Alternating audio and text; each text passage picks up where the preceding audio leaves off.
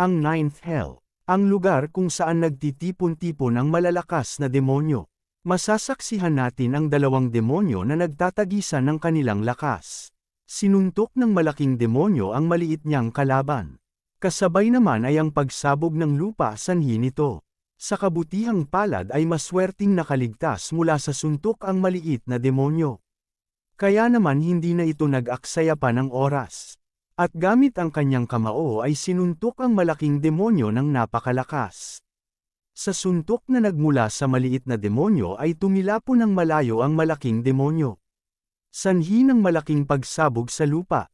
Habang nasa himpapawid ang maliit na demonyo ay matatanaw ang malaking usok mula sa itaas. Nabigyan man ng malakas na suntok ang malaking demonyo ay nakuha pa nitong magyabang. Sinabi na pumunta siya sa Ninth Hell para kalabanin ang pinakamalakas. Hindi para sa suntok na sobrang mahina. Siya ang Great Demon na si Garkas. Mula naman sa itaas, ay ang Great Demon na si Balak. Tumalon ng napakataas si Garkas patungo sa demonyong si Balak. Sa ginawa nito ay naganap ang malaking pagsabog. Dahilan ng pag-atres na sinundan naman ni Balak. At binigyan ng napakalakas na suntok na naging sanhi sa pagbagsak ni Garkas sa lupa. Nakangiti sa galit si Balak. Pinagsama ang dalawa niyang kamay. At sabay na sinuntok mula sa ibaba. Hindi pa man nakakapagsalita si Garkas ay may inihanda na si Balak. Gamit ang kanyang kamao ay nagtamo ng malaking pagsabog. Sa kalagitnaan ng kanilang paglalaban ay sumingit ang mga ipal na demonyo. Sa kanilang bilang ay hinawakan ng mahigpit si Balak dahilan ng hindi paggalaw. Ang pagkakataong ito ay hindi naman pinalagpas ni Garkas at mula sa itaas ay isang napakalakas na tira. Nakangiti si Garkas na inakalang siya ay nagwagi. Laking gulat nito dahil sa malakas niyang suntok ay si Balak ay buhay pa. Galit na galit si Balak at sabi, "Tama na ang laro at siseryosohin ko na ang laban." At sabay na ibinuhos ang kanilang lakas gamit ang isang suntok. Sa bilis ng kaganapan ay hindi na namalaya ni Garkas na sumabog ang isa niyang kamay. At mula sa likod ay si Balak, sabay sabi na siya ang pinakamalakas sa Ninth Hell. Kasabay nito ay ang malaking butas sa tiyan ni Garkas na nagmula kay Balak. Matikas na pagtayo ang pinakita. Dahil sa tagal ng laban ay siya ang nagwagi. Pagkatapos ng madugong laban, ay makikita si Balak na nakaluhod kasama ang mga demonyo. Sa harap nila ay ang magiting na Demon King, habang si Balak ay nakaluhod sa harap ng Demon King sinabi nito na, "Mahal kong Panginoon, bakit nais niyo pa bumalik sa iyong mundo? Dagdag pa nito ay nasa sayo na ang lahat sa impyerno kaya naman wala nang dahilan para ikaw ay umalis." Pagkatapos niyang magsalita ay bigla na lang ito pinagpawisan. Dahil ang Demon King, anumang demonyo na nais nitong patayin ay wala itong pinapakitang awa. Kaya naman sa sobrang lakas, pati na ang 7 prinsipe ng impyerno ay walang nagawa dahil sa lakas ng Demon King. Taglay ng Demon King ang kapangyarihan ng gluttony na may kakayahang kainin ang lahat ng demonyo sa impyerno. Kaya gayon na lamang ang kaba ni Balak na para bang kakainin siya nito ng buhay.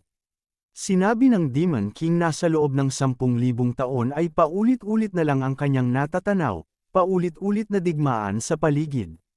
Matapos ng pagbigkas ay inalis ng Demon King ang kanyang takip sa mukha. Siya ang Demon King si O Kangwo, isang tao na napunta sa impyerno nang hindi alam ang dahilan. Sa pag-aakala ni Balak na ang kanyang hari ay nagugutom. Kaya naman pinaghanda siya nito ng makakain. Dagdag pa nito na hindi man ito sapat para sa aming Panginoon na kumain ng 10,000 demonyo ay masayang inihandog ang ulo ng folklore. Sa nakakadiri nitong anyo ay ibinato niya ito pabalik sa mukha ni Balak. At sinabi hindi ko kakainin ang bagay na yan habang nagpapalabas ng nakakatakot na enerhiya. Sapagkat ang gusto niyang kainin ay ang kimchi jjigae. Nang ibinigkas niya ang mga salitang ito ay nagtataka ang mga demonyo kung ano ba ang kimchi jjigae. Kasabay nito ay ang mga sigaw ng demonyo sapagkat nalaman nila kung ano ba ang gustong pagkain ng kanilang hari. Sa kanilang isipan ay isa itong pulang pagkain at hilaw na karne. At sa kabilang banda naman ay si Balak kasama ang iba pang demonyo. Nagliliyab at nagtanong kung ano ba ang kimchi. sapagkat anumang uri ng demonyo ay handa nilang patayin para ipaghanda sa kanilang hari. Napayuko na lang si Oh Kang-woo. Sabay sabi na ang kimchi ay hindi tugma sa iyong iniisip. Malakas na suntok ang pumukaw sa lahat na nagmula kay Balek, humihingi ng tawad dahil sa kakulangan ng lakas. Humingi si Balek ng permiso para siya ay patayin na hindi naman pinansin ng Demon King. Napatingin na lang sa malayo ang ating bida, habang pinapangarap ang buhay ng pag-ibig. Mula naman sa malayo ay narinig ito ng isang demonyo. Siya si Lilith, ang reyna ng Succubine na umiiyak. Sinabi ni Lilith ay, bakit ka pa maghahanap ng pag-ibig kung nandito lang naman ako? Nanigas ang mukha ni Oh Kang-woo. Patunay ng hindi pagsang-ayon nito. Sinabi ni Oh Kang-woo na inuutusan kita bilang iyong hari ay huwag kang lalapit sa akin kung hindi ikaw ay mamamatay. Sa kabila ng babala ay hinawakan siya nito gamit ang mga nakakadiring galamay. Makikita naman sa mukha ng ating bida ang pandidiri. Sa mga kaganapan sa kabilang banda ay ang grupo ng demonyo na parabang mga dalagitang kinikilig. Sa tindi ng mga kaganapan ay pumasok sa kanyang isipan, at napagdesisyon na umuwi na nga sa Earth. Sa kanyang sinabi ay nagulat si Balek at Lilith. Anumang pilit ng dalawa na huwag siya umalis ay buo na ang kanyang desisyon. Sa loob ng 10,000 taon ay sa wakas makakauwi na rin ang ating bida. At tinawag si Balek para sa kanyang paghahanda. Inutusan niya si Balek para ihanda ang portal para sa kanyang pag-uwi. Subalit si Balek ay nagdadalawang isip sapagkat ayaw nito umalis si Oh Kang-woo. Nagpalabas ng nakakatakot na enerhiya si Oh Kang-woo sapagkat ayaw nito sundin ang kanyang utos. Humingi kaagad ng tawad si Balek at sinabing gagawin ang kanyang inutos. Ang paghahanda sa portal ay mabilis na natapos. Si Lilith at Balek ay nagpakita ng kalungkutan sa kanyang gagawin. Umakyat siya ng hagdan para pumunta sa portal. Sa kanyang pag-akyat ay binalaan siya ni Amon, isang black sorcerer, na kapag nilagyan niya ito ng maraming kapangyarihan ang portal ay may posibilidad na magkaroon ng butas ang ibang dimensyon. Hindi na niya ito pinansin sapagkat siya ay nasa sabik sa kanyang pag-uwi. Tumayo sa gitna ng higanti at binalot siya ng napakalakas na kapangyarihan. Malaking pagsabog ang naganap, nagpapahiwatig na ang portal ay bumubukas na. Namangha si Amon sa napakalakas na enerhiya. Sa kabila ng malaking pagsabog ay patuloy pa rin sa paghahanda ang Seven Armor para maging matagumpay ang proseso sa pagbubukas ng portal. Sa kalagitnaan ng kanyang paghihintay ay napapaisip siya sa kanyang pagbabalik. Sapagkat wala siyang pamilya at mga kakilala o kaibigan. At bumukas na nga ang portal at si Oh Kang-woo ay nagpakita ng pagpapaalam. Habang siya ay papasok sa portal ay pumukaw sa kanyang atensyon ang kanyang kasamahang umiiyak. At hindi na napigilan ni Lilith ang kanyang nararamdaman at sinabi, gusto kita samahan kahit saan ka man naruroon. Sa sinabi nito ay si Oh Kang-woo ay natakot at tumalon ng walang pag-aalinlangan sa portal. Sabay bigkas ng hindi masaya ang makilala kayo kaya wag na tayo magkita pa. Sa kanyang pagbaba ay nakita ang kakaibang bagay. Nagkaroon ng kakaibang linya ang paligid. At hindi niya alam ang gagawin. Bigla na lang mayroong malakas na kapangyarihan ang tumama sa kanyang katawan. Nagpapakita na pagsisimula ng limited seal. Makikita sa kanyang mata ang galit. Subalit bago pa man siya makagawa ng hakbang ay nawalan na siya ng malay.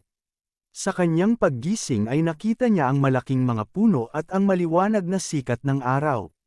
Sa kanyang pag-upo ay napansin niya sa kanyang harapan ang status window. Lubos ang kanyang pagtataka dahil ngayon lang niya ito nakita. Ngunit ang labis na gamulat sa kanya ay ang mga halimaw na ayon sa kanyang pagkakatanda ay wala ito nang siya ay nawala sa Earth. Naghahanda ng umatake si Oh Kang-woo. Subalit labis ang kanyang pagtataka dahil ang nais niyang gawin ay hindi gumagana sa lugar na ito. Papalapit na ang mga kalaban mula sa itaas. Ginamit niya ang Demon Subknock Hour of the Blade.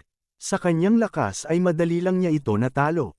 Pagkatapos ng pakikidigma ay tumaas ang kanyang level sa 4 na bilang. Lubos ang kanyang pagtataka sapagkat habang siya raw ay nakikipaglaban ay unti-unti niya nararamdaman na siya ay lumalakas. Napagdesisyon niya na kumuha ng impormasyon sapagkat hindi siya sigurado kung ito ba ang Earth. Ginamit ang kanyang gluttony skill sa mga walang buhay na kalaban. Gamit ang kapangyarihan ng gluttony ay wala pa rin mahanap na impormasyon kung anong lugar ang aking napuntahan. Sa patuloy na pagkain ng mga bangkay ay tumaas ng 1% ang aking magic power. Nagpapahiwatig na ang kasalukuyan niyang ginagalawan ay mataas ang porsyento na hindi ang Earth. Sapagkat ayon sa aking pagkakatanda ang Earth ay walang magic energy o mga halimaw hindi gaya ng aking mga nakita. Sa kalagitnaan ng malalim na pag-iisip ay nakarinig siya ng sigaw galing sa malayo. Ang sigaw na ito ay hindi sigaw ng halimaw kundi sigaw ng tao. Nabuhayan siya ng dugo at ginamit ang Valefor kapangyarihan ng bilis. Habang siya ay tumatakbo ng napakabilis ay hinihiling na sana walang tentacle ang aking makita. Sa malayo ay natano ang grupo ng goblins.